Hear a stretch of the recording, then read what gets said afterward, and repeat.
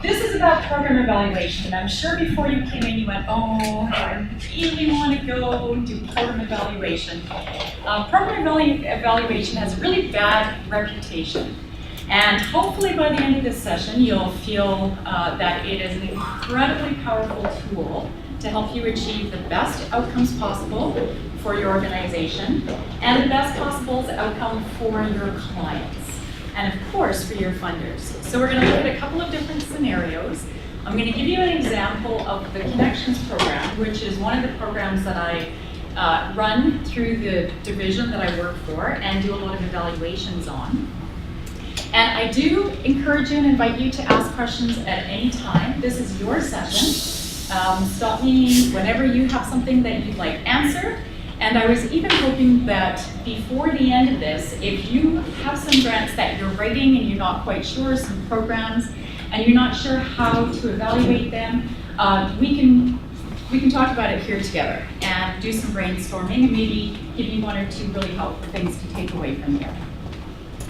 So this is on about evaluation, or how to become a master nagger. The reason why I say that is you may be the grant writer and you might be the person responsible for doing the evaluation, but you're probably going to be depending on a lot of other people to do their jobs in terms of collecting data. You've got qualitative and quantitative data that you want to be gathering, and you do depend on other people to do this. So it's important that you have really great relationships with those people as well, and you've got really good systems in place. So let's talk about, first off, why do we do evaluation? What's your perspective? Why did you come to this session today? What's the value of doing evaluation? Well, first of all, our funders want it. Yep. And I hate that that's the motivation, but it is. So you have to do it because it's part of the criteria for getting funding. Absolutely. Why else? Why else do we do evaluation?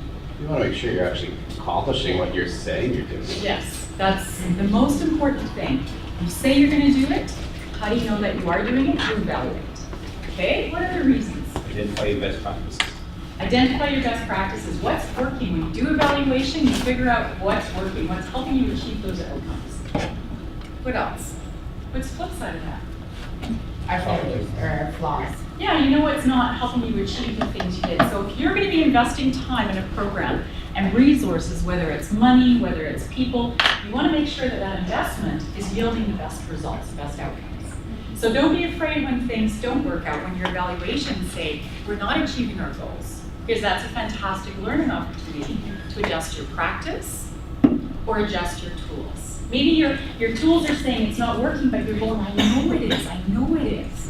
Right? So it's an opportunity to learn and reflect and grow. What else? What else do you do evaluation? Plan for the future. Excellent. Planning for the future. Yes, you have to know what's working now so that you can plan for the future. Anything else? It also helps you capture what you do, so you can share what you've done with others who want to know more about your program or your successes. It's a knowledge sharing opportunity. Excellent. It is a sharing opportunity, and it's a chance for you to capture, to write it down, to say, this is what we've done. I think you guys have got most of this here. See, I told you, evaluation is scary. No. I want to do that too sometimes. That's an evaluated program. So apparently I was evaluated and it had to end. And, so you've caught a lot of these here. You want to be reviewing your current practices. You use your evaluation to inform future practices. And figure out how to build upon the strengths of the program. So it's not just good enough for you to say, this is what we do well, because we don't want to be static. We want to improve. So this helps you figure out how to build upon the strengths of the program once you articulate what they are. It helps you find gaps in service. So yeah, we're doing these, but gosh, we said we were going to do B, and we're just not seeing it. Are we not investing the time in doing it, or are we not capturing it, are we not measuring it? This is one of my favorite, and it builds on what you just said, find and capture unintended outcomes. So you might say that you're running this program because you want to increase graduation rates and reduce recidivism for problem behavior. But the unintended outcomes that you're capturing is increased connection to school, which is something, but maybe you didn't realize that that was going to happen when you were doing it. And if you've got good evaluations in place, you are also finding out what those unintended outcomes are, and you can determine how important they are. Obviously, you're gathering data because you want that historical perspective of what the program looks like. Sharing ideas we talked about, planning for the future we talked about, making sure we're doing what we said we were going to do, and also, and this is a really important one, it helps you develop better funding proposals. Why? If you're doing your evaluations right, you can defend your program, nobody can argue with it. This is what the data says, this is what our numbers say, this is what has changed. This is the change we're measuring, this is where we were, this is where we are after we've implemented the program. And if you can articulate that well, it will help you write a better funding proposal. So I know that you're aware of this. Basically, there are 4 little things here that we're going to talk about. Evaluations that are pre and post. I like pre and post. Why? Because it gives you baseline data. This is where we were. Otherwise, it's just anecdotal. And post only. Post only is what happens when the people you're working with said, oh yeah, no, I forgot to do my pre's. So then you have to modify your evaluations and you do a post only. You can still use a Likert scale, for example, to say because of this intervention, I have improved skills, I have better information. Maybe you're using outcome rating scales here. Anybody use children's outcome rating scales in the work? I love children's outcome rating scales. It's an amazing counseling tool. It's non-threatening. Here we are today. This is a snapshot of where you are today. And you have your baseline. And then they come back and they say, hey, let's just do another outcome rating scale. Let's see where you are today. And if you're not familiar with the outcome rating scale, there are 4 lines and it measures 4 areas. They're 10 centimeters long, but your clients don't know that. And you ask them to put a little slash or an X or something on the line where they think they are clear. You're measuring functioning at a variety of different levels. And the nice thing is, afterwards you can say, okay, well you're at about a 2, but you didn't put 0. Because we're strengths-based, we say, so why 2, why not 1? What was good? What was so good that you were a 2 and not a 1 or a 0? And that gives you something positive to build upon when you're going to be doing your evaluation. So don't be afraid of the 2 because it wasn't a 0. And if it was a 0, you say, and what are we going to do so that next week can be a 0.5? How are we going to grow you to 0.5? How are we going to grow you to 1? And if you're 8, you're going to go, oh my gosh, that's amazing. Tell me about all the great things that's going on in your world right now. And then you're having a conversation about that child's strengths or your client's strengths that you can build upon. When you're looking at the other areas of functioning, you're always going to be strengths-based. Your quantitative data is something that I know you all have to do for your funders. You talked about the fact that you have to have the data, you have to make sure you're measuring your numbers. And this is really important. Don't tell me that 80% of your clients had this outcome when really what you did is you only measured 4 and 3 of them said yes, but you have 100 clients. Tell me that 3 out of 4 did that, because that helps me understand what the scope and range is of what you're doing. Okay, so your quantitative data is important when it represents a really good amount. The qualitative data is beautiful. It captures unintended outcomes. It gives the story to what you do. It gives the why. Why do you come to work and do what you do every day? It's that qualitative piece. That's what your funders want to know, the difference that they're making. What happened when that child came into your program? What happened when that family came into your program? How did you make their lives better? They weren't just a number that attended or participated. They were one person that came into your program and left better because of it. And that's why funders give you money to do your job, because they want to know that they're giving you resources to improve outcomes for the people that they believe in. Okay, so I liked this. A Likert scale here, look at this, somebody just made it up. Love, love, love, meh, hate, hate, hate, whatever. You do whatever works for your clients, but this is something very simple that they can come along and say, because of this, here I am. Okay, so I want to talk to you a little bit about the basics of evaluation. There you go. So now that we've had that conversation, let's talk about the basics of evaluation. So these seem like really obvious points, but you would be surprised how often these don't align. First of all, don't write a grant for anything that you don't know what the vision and the mission is of your organization or of the project. They have to align. It's really, really important. They have to align with your overall vision. They have to support your mission statement. For my school division, we have this great big long wordy vision statement that I don't remember, and I write grants on a regular basis. But we have a tagline vision statement, and it is leave not one heart behind. And so I can do the job that I do because it's my job to leave not one heart behind, not one of our kids. Our mission statement, that talks about how we're going to do it in various areas.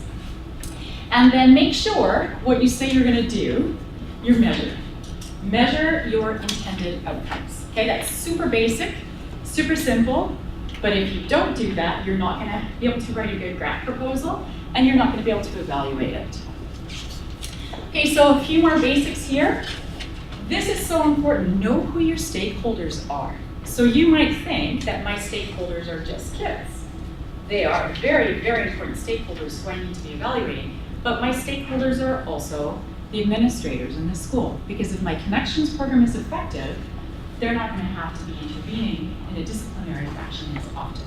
My stakeholders are these kids' parents, because they're going home and they're having positive school experiences, and so that translates into better relationships with their parents or with their siblings.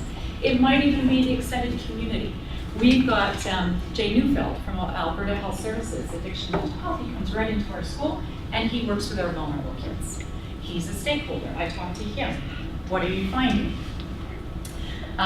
Target your key population, obviously, goes without saying. Make sure you've got a variety of ways to capture outcomes, not just one. And I'll explain why in a moment. Be simple and measure the core elements. You can have quite a complicated program, and you can still be very rigorous in your evaluation without evaluating 10 different things. You can look at your 4 key components of the program, make sure you're evaluating them. For our program, it is graduation. Are we keeping kids in school to graduation? So we want to measure dropout rates. Super simple and easy. I don't even have to do anything fancy for that. We measure connection. Are our kids feeling more connected to school, to their positive, healthy peers, to an adult mentor? And are they functioning better? Are they managing their behaviors in the classroom? Are they managing their stress levels? Do they have refusal skills and resiliency skills? Are we making a difference in how they can function on an ongoing basis? So be very simple and measure the core elements. Another reason why you want to do that is when you have multiple funders. If you're measuring the core elements of your program, your risk and your protective factors are going to be the same for a lot of different angled programs, whether it's anti-bullying or it's anti-crime, for example. The risk and protective factors are the same. So if you're addressing the root causes of those concerning behaviors wherever you are, and you're evaluating things such as connection, because you know the research tells you if kids feel better connected to schools, they're going to be performing better, they're going to stay in school, you're going to have better outcomes for your kids individually and communally, right? So we measure functioning, behavior, connection, and healthy relationships. So basics of writing a good funding proposal and developing evaluation tools. Do your research. Know what the research says. You've got best practices and emerging practices. Maybe you're doing something really new, really cutting edge. I was involved with a collaborative that's looking at creating a mental health hub in my community in the Foothills region for youth aged 11 to 24. Because we really feel that it's that 18 and up population that's, you know, they get out of high school and they lose their supports and their handheld mentors, and all of a sudden they're out there and the system says to them, oh, you're 18, you don't qualify for these anymore. They don't know where to go, they don't know how to navigate the system. So we wanted to create a hub. That's new. We don't have a lot of best practices, but we've got promising and emerging practices. Know what they are, know what the research says, and be willing to be a part of that social experiment and document, as you were saying, document that data so that your data then becomes part of that historical perspective that is the best practices or the emerging practices. The other thing that's really important is know your jobs, know your work and know what you're looking at, and get down to the root causes. Has anybody here ever done a 5Y cognitive processing tool before? They're brilliant, I love them. You know how good they are. So I'm the chair of the Rural Resiliency Action Partnership for an Anti-Drug Coalition, and I use this often. So you get a bunch of people together from various organizations, they come in and you talk about one concerning situation. For example, kids are engaging in at-risk behavior. And then you ask, why? Why? Well, they're bored. Why are they skipping school? Oh, they're bored. Well, why are they bored? Well, their friends are leaving. Well, why are their friends leaving? And you ask, you get down.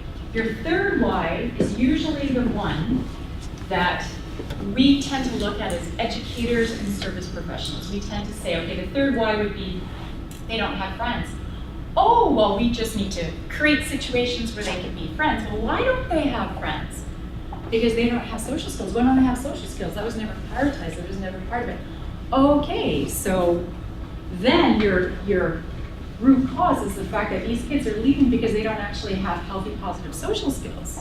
So if you're addressing the root causes, you can see that you're going to be more effective in addressing that concerning behavior, which is they're skipping school because they don't have social skills. They're skipping school because they have an undiagnosed learning disability.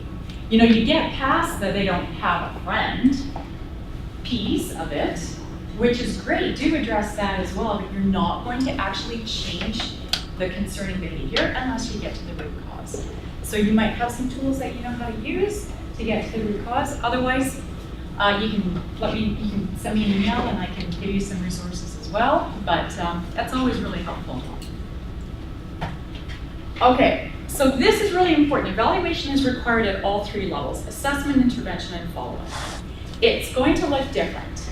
Your one kind of evaluation, you probably are not going to be reporting to your funders. That's going to be the individual assessment of the child, for example, or the circumstances that you're on, other than at an aggregate level. You might say that the majority of concerns we dealt with were bullying, drugs, lack of healthy connections. Okay, so you might say that. Then you're going to do evaluation at the intervention level. So whatever I did to work with them, now I understand how many of you are here in a mentorship kind of role. Your organization is a mentor. Okay, so your goal, what is your vision? Your organization's vision, like what's your vision, what's your mission, what's your purpose for existence? Provide interventions in communities, kids have interventions against generational poverty, Okay. food shortages, economic, social factors. Okay, so your first one is you're evaluating the needs in your community, the assessment. Then you're going to be doing interventions, and you're going to be evaluating whether what you're doing is working. This is the piece that everybody forgets, the third piece, the follow-up.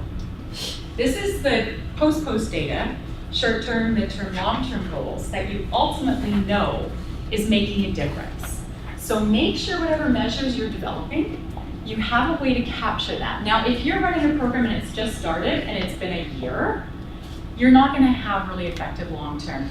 But you might have follow-up. So say you have a child that you're working with or a family that you're working with in January, hypothetically. If you do an evaluation, a follow-up evaluation in December, you'll have a sense whether what you did had any kind of staying power, any long-term impact on them. Does that make sense?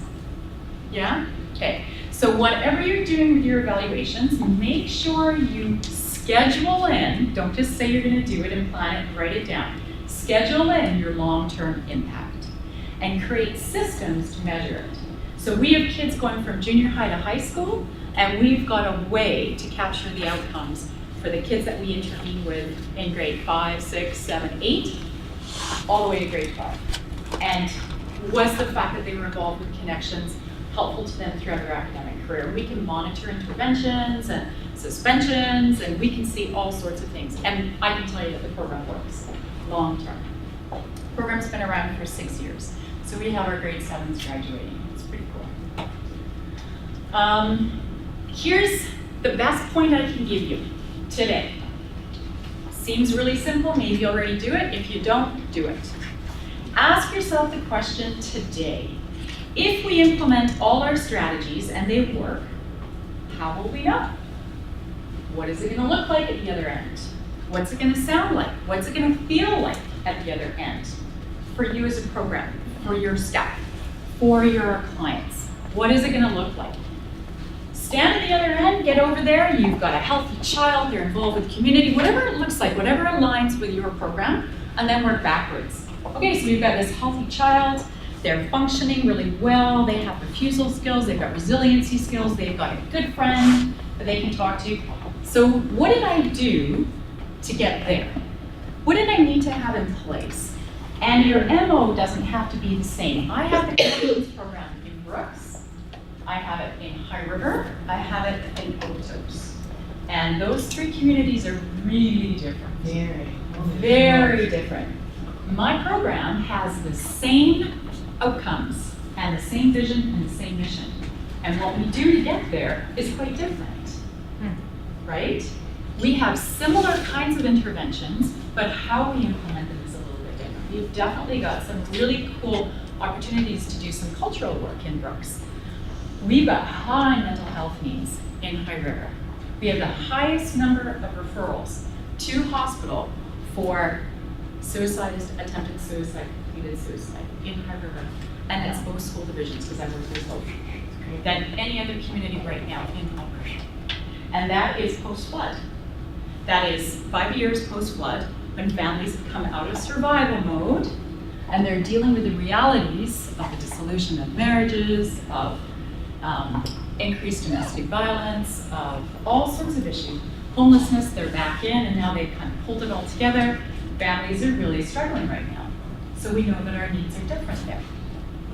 So start at the end, and then work backwards. What do we need to do to get to that place? Okay, so here's the context for our program. Feel free to ask me any specific questions or use components of this. Jamie's seeing this. Is this on that USB? I'll email this out. Yeah, to everybody here. Okay, so for example, the Connections program, the purpose, we have a very specific purpose. The purpose of our program is to contribute to the formation of socially, spiritually, physically, healthy citizens who contribute positively to their communities, and they don't harm themselves or others. And that harm to self and others is really important. It's so important that we don't just focus on their relationship with other people, but their relationship with themselves. Because when they have a positive relationship with themselves, when they know their own worth and they're making healthier decisions for themselves, they're going to be doing it for other people as well. The second thing, so that's more global, that's our long term. The second thing is to keep students in school to graduation and to equip them to navigate life, daily stress and crisis, and then post when they leave school. Okay, we want to have them have positive school experiences. We know what the data says. When kids feel engaged in school, when they've got friends that they can talk to, when they've got a place where they feel like they belong, they're going to stay in school. We know that kids who graduate have better outcomes individually and community. So our responsibility is to make sure their school experiences are positive ones. That sounds all nice, but we have really intentional ways of achieving those goals. Okay, so I said to you, know your research, do your research. This is a little summary of it here. We know that students who fail to complete school repeat cycles of abuse, bullying, poverty, mental health, addiction. We know this. We know that they're likely to be unemployed or underemployed. And underemployment is really demoralizing as well. We know that they tend to have more unsatisfying relationships long term, which we know then perpetuates those cycles, right? Coming right back up to the top. They're also physically more unwell. We've got data to suggest that kids who don't complete school tend to have more physical health issues after they leave school. And they have lower levels of engagement throughout life, in work, with relationships, wherever they are, low levels of engagement. Okay, and students conversely who complete school, you know this, they're going to positively contribute to their communities. They're more resistant to daily stress and crisis. Which one of us here would say that we're perfect at dealing with stress and crisis? None of us.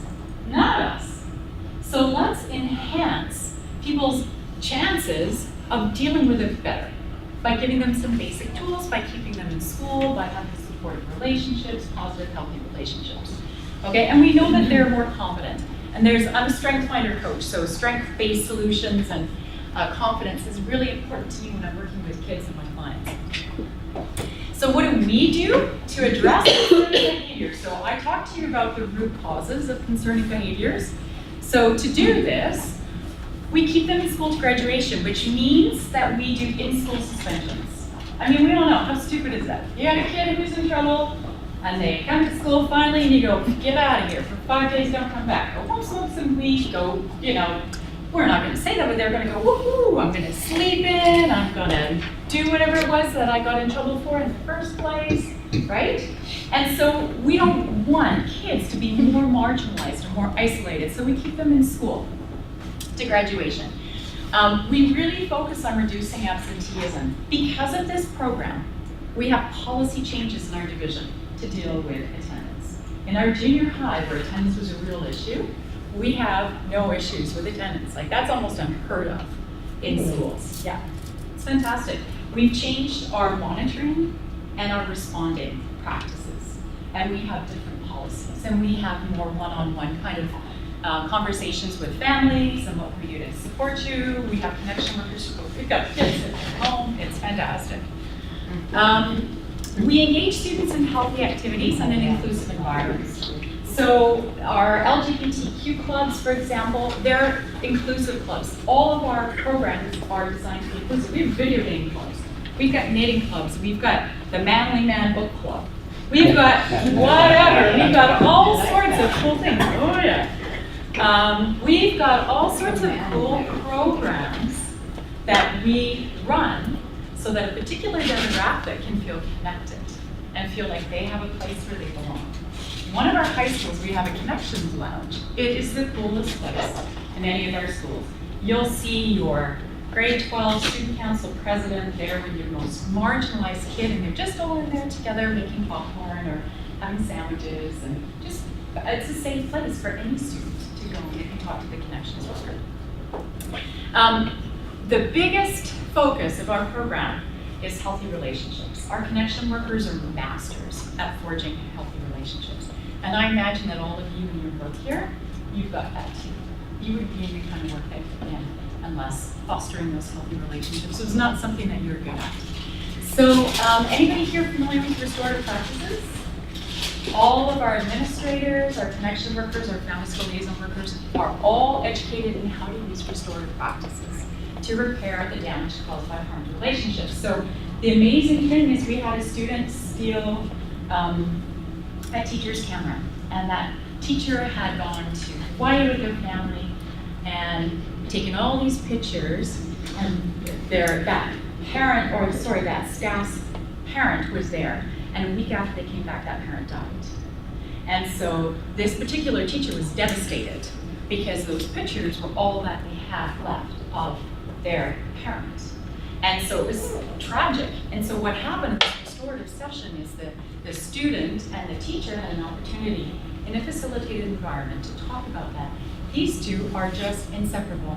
He left, he went over to Holy Trinity, our high school, afterwards. He goes back to visit Mr. Fish and apologizes. I'm so sorry, I can't believe that man. Mr. Fish is like, it's awesome, look what happened. So you use restorative practices and you repair harmed relationships. I don't need to tell you about our project operational model. You can read it, but basically we target youth who feel disconnected. So we've talked about that before.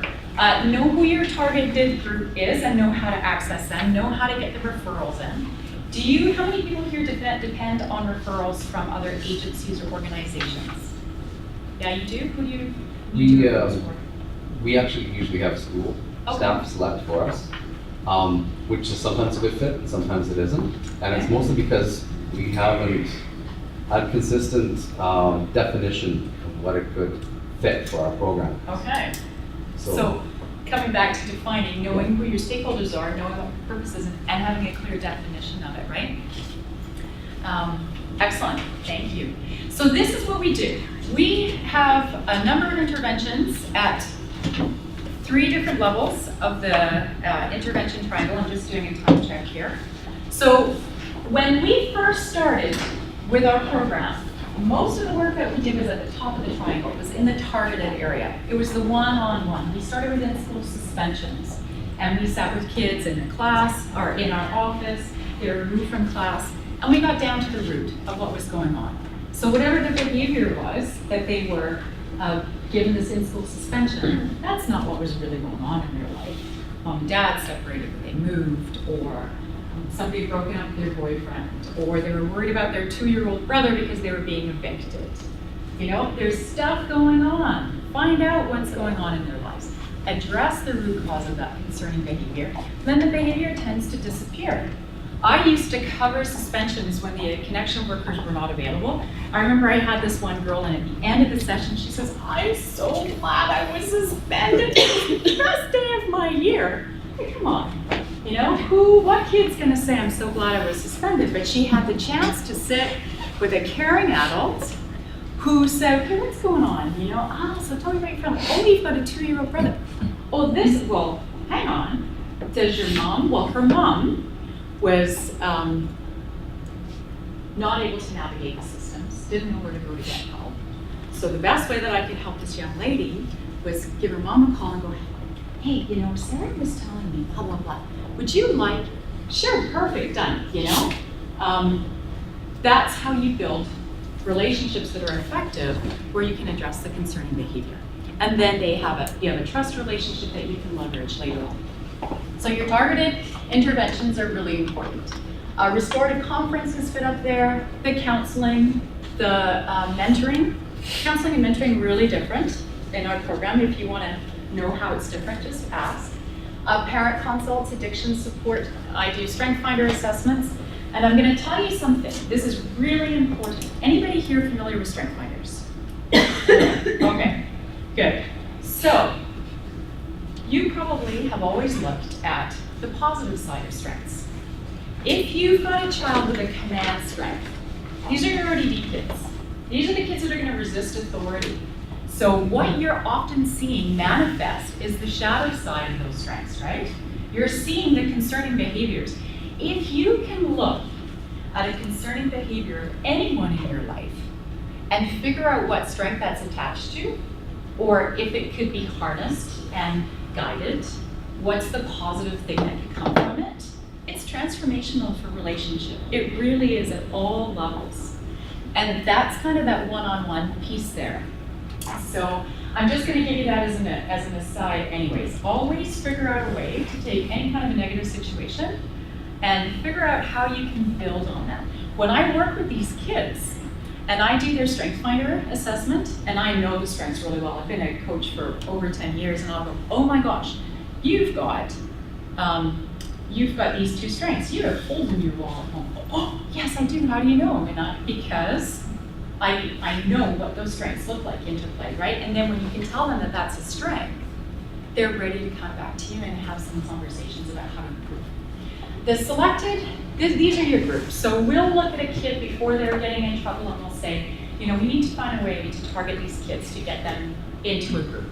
And that's where we have all these different clubs. We've got video game clubs, we've got knitting, we've got all sorts across the board. You get them to these groups, cultivate a sense of belonging before their behavior escalates because they're feeling marginalized and separated and isolated. The connection activities could be anything. It could be recreational, it could be, we have, in one of our schools, connection kids are part of a B sports team. And you know what's really cool? By the end of the year, some of them are going and subbing into the A sports team. And they would never have made that team. Well, how is that going to make them feel? It's amazing. The universal interventions down here, classroom sessions, whole school mental health days, things that we can do at a larger level to create a positive culture framework where all of your kids can be successful. If you create systems that protect your weakest, your most vulnerable, all kids will benefit. And that's just the way that it is. That's as simple as it could be. When we started, I think I told you, we really focused on the targeted. And now we're quite evenly distributed along this intervention prevention triangle, and we're finding that the more effective we are down the way, creating that positive culture framework, targeting kids before they're going to get into trouble, we're minimizing the number of in-school suspensions, the number of restorative practices, because they're not escalating. We're not seeing the same level and number of concerning behaviors. We used to measure recidivism rates for in-school suspensions. You still have some kids who will have multiple in-school suspensions, but they're usually for different things, right? It's that kind of the Asperger-y thing. Well, if I do this, I'm going to get into trouble, so I won't do that. But if I do this, so it gives you that learning opportunity. The important thing to do at every level is measure. So we talked about these ones. Here's a little picture of our Connection Lounge. You can see all our kids in there. Pretty happy little kids. We've got a drama girl there. We've got the president of Student Council, and we've got 2 of our Connection kids. So what do? You evaluate along the way. That's how I can tell you with confidence that the number of interventions at the top of the triangle have decreased as our interventions further down in selective and universal increased. Okay, so we use outcome rating scales to measure functioning, school connectedness scores to measure connection. We're not doing this as often, the school connectedness scores, because if I don't have a baseline, it means nothing to me. We do a survey, and the survey, I have questions from, I heard somebody here is from FCSS. Who's FCSS? Somebody was, yeah? She's presenting. That was Okay. She's Okay. presenting. So, how many of you get funding from any FCSS organizations? Go to their evaluation classes, guys, they're really good. They'll teach you how to use these provincial priority measures really well. One of the reasons why I like these, the research that has gone into developing these is fantastic. It's reliable. Data is important to me, it's important to your funders. Your funders know what they're asking you to do. They've done the research. They know why they're asking you to do it and why it's important. And if you do what is asked properly and you're evaluating it, your program will be successful. That's why you do evaluation well. Because they say, we want to improve outcomes.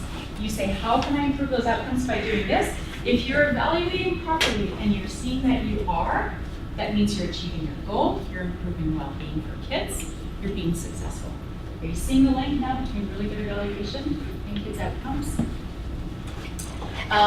In your selected area here, you're looking at evaluation tools that measure connection, primarily for our program.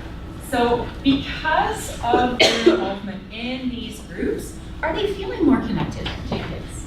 Are they feeling a sense of belonging? Are they coming to school to go to club? We found kids who would skip all the time, said, oh, I only come because it's this club on this day. Like they're coming to school to attend these sessions. And so your outcome measures will be able to gauge that. And then at a universal level, this is, I find a lot more anecdotal survey responses here. So evaluate your culture. Has there been a culture shift in a particular school? Are your administrators saying it's making it easier for them to do their job? You can say, yeah, 700 kids who attend the school were a part of it, but how do you know that it was worth having those mental health days? What benefit came from that, and how are you going to capture that? Okay, so these are some of the things that we measure, and we look to measure. Recidivism for in-school suspension. So how do I know that the work one-on-one is making a difference? They're not getting suspended anymore, or they're feeling more connected to school. And concerning behaviors are addressed by focusing on the function of the behavior. And a big thing for us is the creation of a positive culture framework. Are you guys familiar with positive community norms? You've heard that? You know? No? Okay, so for example, how many people have heard their kids say, well, everybody smokes weed at my school? Or it's everybody or nobody? Well, nobody does that. Everybody does this. A positive community norm will tell you the exact number of kids who are engaging in behavior. What we find is most kids overestimate the number of people engaged in negative behaviors and underestimate the number of people engaged in positive behaviors. So you do an actual survey and you would find that probably 80% of kids are not using marijuana on a regular basis in a particular school. I work with an outreach population often. I don't like positive culture, positive community norms there because it's a skewed population. And all I end up doing are making my kids feel worse because they are not part of a positive norm group, they're part of a negative norm group. And so you have to kind of be careful when you're doing things like that for measuring, that you're not unintentionally reinforcing negative behaviors. Sorry, this keeps resonating with me, and I'm trying to focus on what you're saying right now, but I keep going back to things. So you mentioned, you went backwards. So you said, okay, so this is your strength, so you must punch holes in your wall. How do you know that? Do you have a set of tools and typical behaviors and what might be the strengths? Okay, so that is just a me thing. I'm a Because you're a strength finder coach, coach. right. Yeah. Have you ever put it in writing? Yes, actually, not that, because that would be very presumptuous of me. But what I've done is I've created a couple of tools that for schools where, and strength finders don't do this, but there are 34 strengths, and there are 4 themes. So there's strategic thinking, there's relationship building strengths, you've got executing strengths, so that's the get stuff done, and then you've got influencing strengths. And what I've done is I've assigned a color to them based on, anybody here done what color is your parachute or what color is your aura or whatever. So what I did is I took, not aura, but you know what I mean. I took four colors, because it's a better teaching tool to give to people. And what I did is I said, kids who are primarily influential or influencing will manifest these kinds of concerning behaviors, and I have a list. And so what I'll do for this group is I will, I'll do that. Our kids who are primarily relationship building, these are some of their negative traits that they'll exhibit. And then what you do is you can look at it and go, oh my goodness. So for example, I work with a lot of vulnerable girls who self-harm. Not one in over 10 years of those girls who self-harm do not have an empathy strength. Kids who have an empathy strength, and I'm going off on a little tangent, but it's kind of interesting. Kids who have an empathy strength will walk into a room and feel that it's a negative space. Oh my God, I'm sick.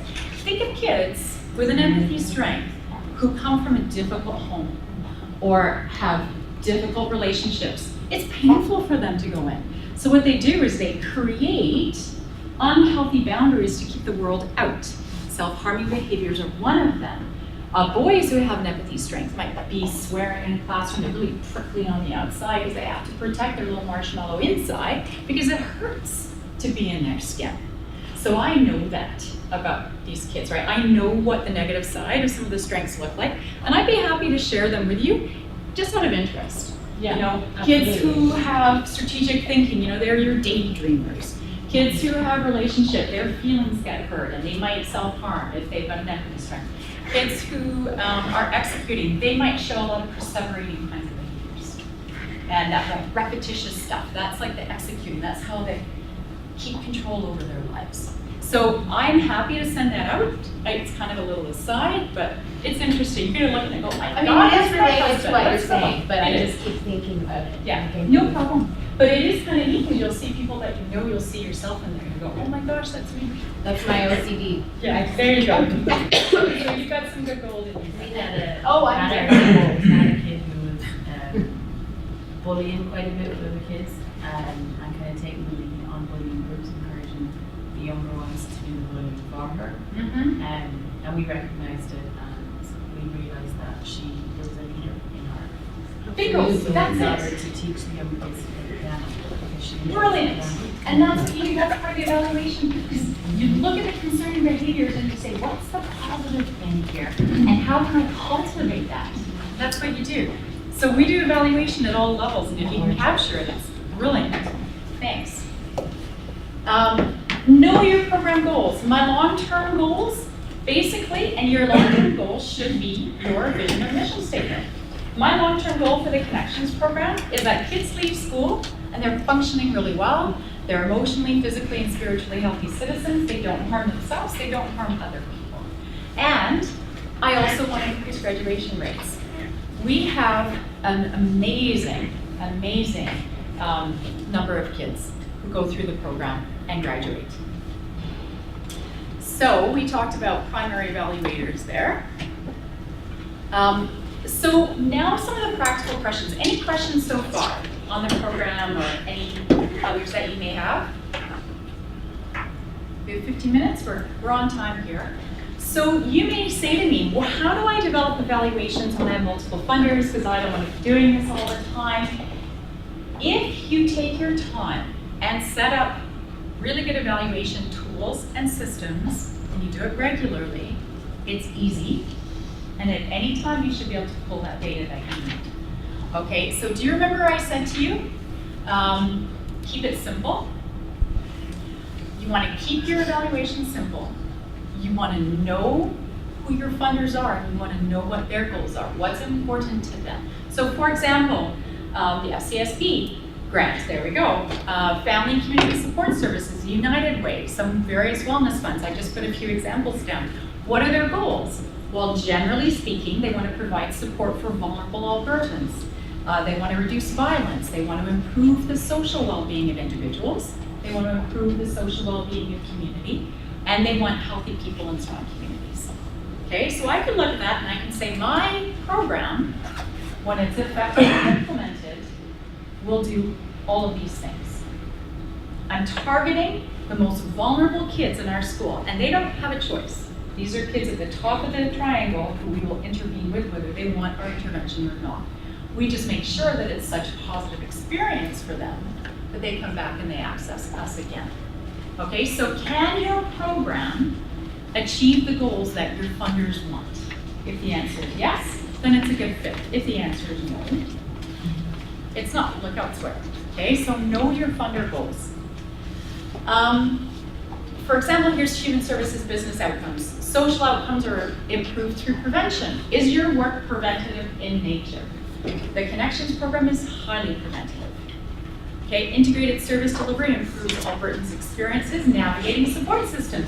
Does the work you do make it easier for people to advocate for themselves? Can they leave your services? Can they go out into the community and find their way around mental health supports? Can they find their way around financial supports? Can they get to the food bank?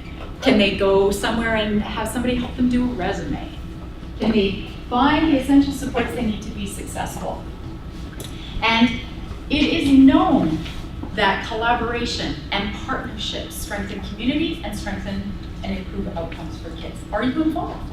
Are you stepping outside of your role and saying, we have a collective responsibility? I believe that everyone in this room would agree that we have a collective responsibility to improve outcomes for Albertans. That's why we're here, that's why we do the work we do.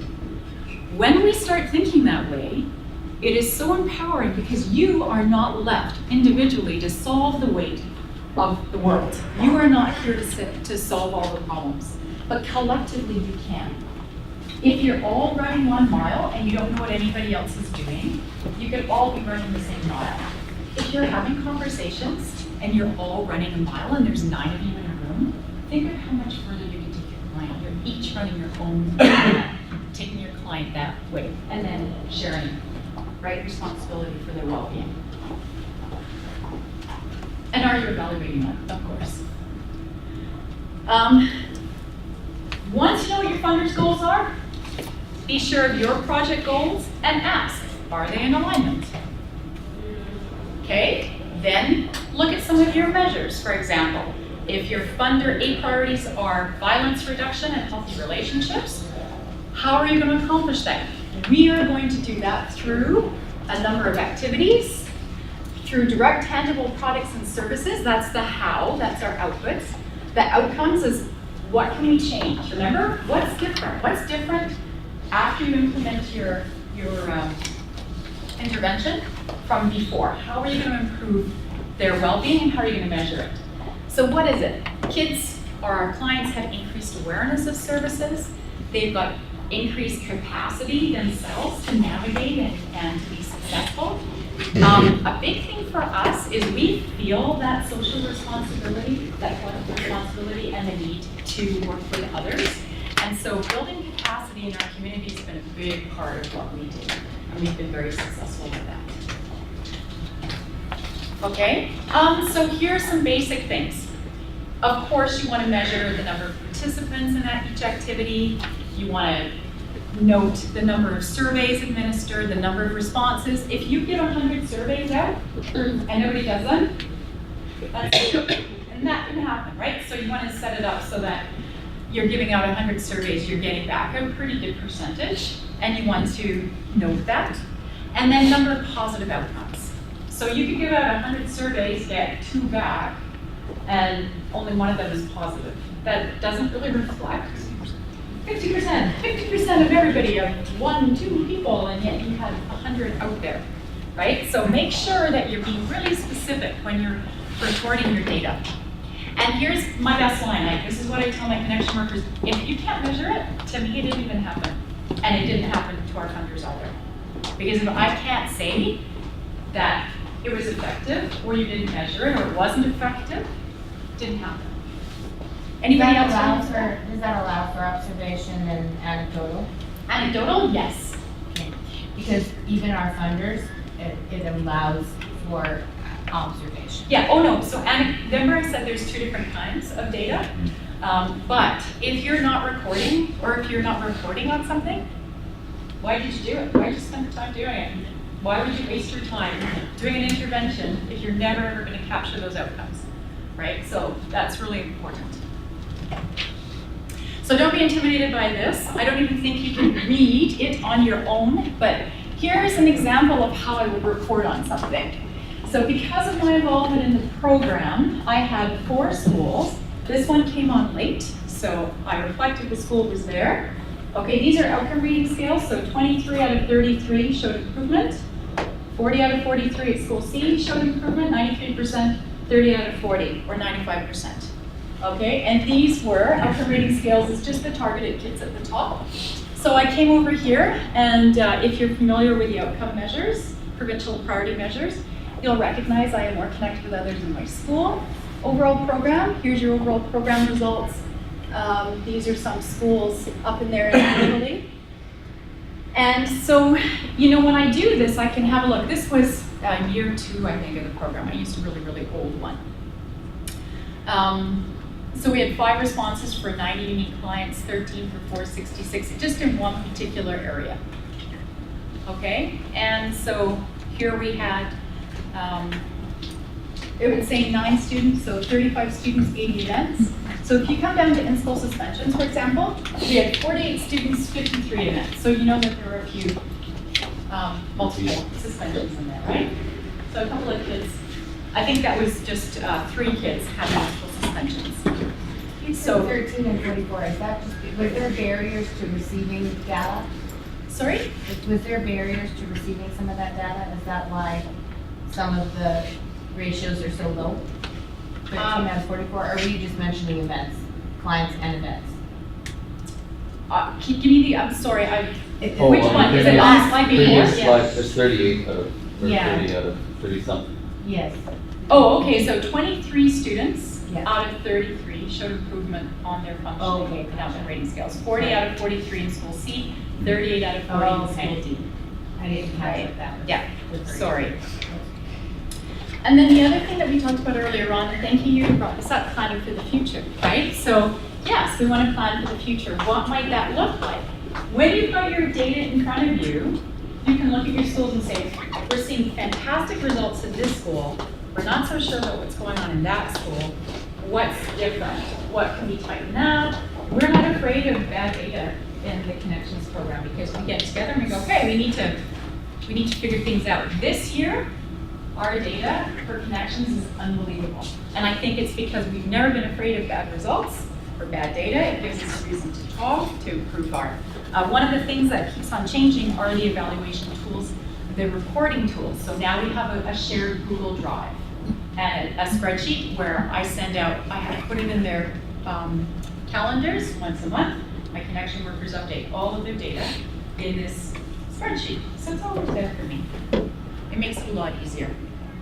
But these are 4 of our key areas in school suspensions, connectedness, restorative, and behavior. So what are we doing in those areas to improve outcomes? And then we talk about current activities. So what are we doing in these areas to improve connectedness, to repair relationships, to improve behavior, enhance skills? And then we look at our scores. So then we'll break it down and go, what are we doing well? What are our current challenge areas? What are our future plans? And we do this twice a year. And that's how we improve our outcomes. And then, of course, we've got a future direction. What do we want to do? What do we want to do with restorative? What do we want to do with connectedness? So, in closing, I just wanted to talk to you about what I think are the 4 golden rules of evaluation.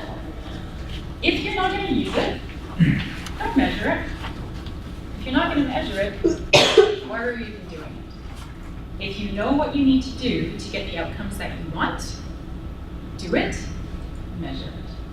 It's a really good way to fine-tune your practice. It's simple. It's super, super simple. Don't get lost in the clutter of doing too many things. Do a couple of things well that you know are research-based and are proven to have positive outcomes for kids. Then get a little bit creative, okay? If you don't measure or capture it, it didn't happen. To me, as the evaluator coming in, if you can't tell me that it happened and you can't tell me that it was great, in my books, it didn't happen, I'm not gonna report on it. And again, make sure you're doing things that are worth your while. Don't be afraid of poor outcomes here. How many people here will do an evaluation, get the results back and go, oh my God, I can't tell anybody this. Like, this is terrible. We need to, quick, we need to get some more. How many people will look at poor evaluations and get scared and ignore them, and not report on them, and not use them? You have to use them. If you use them and trust in the process, your program will be better. Your grants will be better because you'll have good data. Maybe what you do is you say, you know what, investing in this area doesn't improve connection, so we're gonna stop doing it, okay? And then, as you were saying, share your findings. If you're doing it well, be a part of that body of evidence that other people can come back to. One thing that the Connections program has done in the province is very new, and we have been asked to speak at superintendents, conferences, part of the health promotion coordinators, school champions, and so at provincial meetings, I'll talk about the Connections program. Share your findings, have your data, your reliable data, and share it so that other people can benefit. Don't protect it, don't hold it to yourself, share it. Because we are here for the well-being of all of Alberta's children and their families. So if you're doing something and you've done it well, and you've done a good job evaluating it and capturing your findings, you're going to be able to share that and allow other people to learn from what you've done, to learn from your mistakes, to learn from your successes, to build upon the work that you've done to make Alberta a better place for all of our families. So in my world, evaluation is that golden thing that I can stand on with confidence to say my program works. Here's why you should support it. Here's how I'm going to tell you the difference it's made. Please be a part of the solution. So that's, to me, the reason why I do evaluation, and I find it so important. So thank you so much. What are we doing for time? Look at that, 1 minute. Do you have any questions? Any questions? Are you able to stick around? I'm Or do you have to take off able to, your way? no. She drove up all the way from southern Alberta, right? I did. Oops. Yeah. Yeah. So thank you so much for coming up and joining us. Just a quick question. Yes. You were saying when it comes to the triangle, and you're targeting measures and then you're selecting the work. You find that with the groups you started with your targeted groups, you find that the scaffolding, like, helps to kind of, you're not facing the same issues because they're already being faced by your first or second groups like that. You find like scaffolding, like the older kids that are going through, have been there from the start, are kind of helping you grow. Yes. Oh yeah.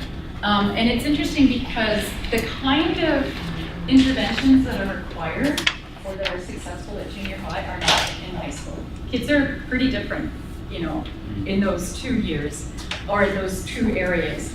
And so, yeah, we are finding that a lot of kids who came to high school after having issues in junior high, they figured it out. They had navigated the system. The scaffolding that was provided to them then meant that when they came into high school, they could start fresh, and they were not getting involved in the suspensions. They were targeted. We knew that these were at-risk kids, and so what do? We invited them to come and be a part of the selected intervention. Come and be a part of this club, and come and join the Shell and Kennedy Child Advocacy group that we have running. Be a leader in this group. And they're able to use the skills that we taught to them to problem solve. And we see it all the time. It's really, really neat. The other thing that I will tell you, because of the evaluations, is that the kids who came in at the top of the triangle, they reported greater feelings of connectedness to the school post-intervention than the kids further down. You So- find that, sorry, you Oh, I find beg that your they, that those kids that were, Yes. you find that they're having, that they're taking on like a mentorship for younger kids who may be going through the same issues that they Yes. were. And Yes. that that's decreasing your need for the selection. Is that all connected, or is that your evaluation showing? Our evaluations definitely would suggest that there is a decreased need over time for intervention at the top. They are taking on leadership roles, mentoring roles, volunteering roles. is another thing that we do. We take our intervention kids and we get them out of the community and they volunteer, and that's really. So they're taking the skills they've learned and disseminating them throughout their own Yeah, community. they are. And to me, that's how I know the program is working. Well, thank you very much.